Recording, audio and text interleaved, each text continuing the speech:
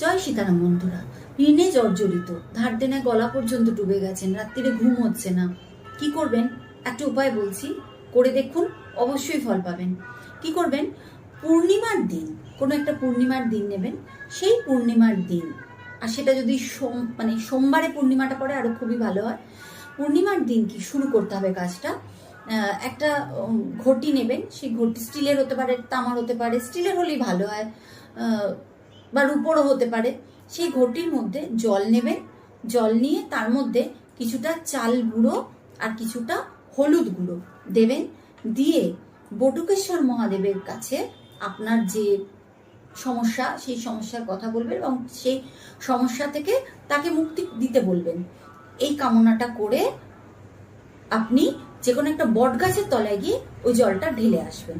পূর্ণিমা থেকে শুরু করে তারপরে যে কটা পূর্ণিমার পরে যে সোমবারটা আছে, সেই সোমবারটা আবার করবেন এবং এরকম করে 16টা সোমবার করে যাবেন। দেখবেন অবশ্যই ঋণমুক্ত হবে এবং শান্তি পাবেন।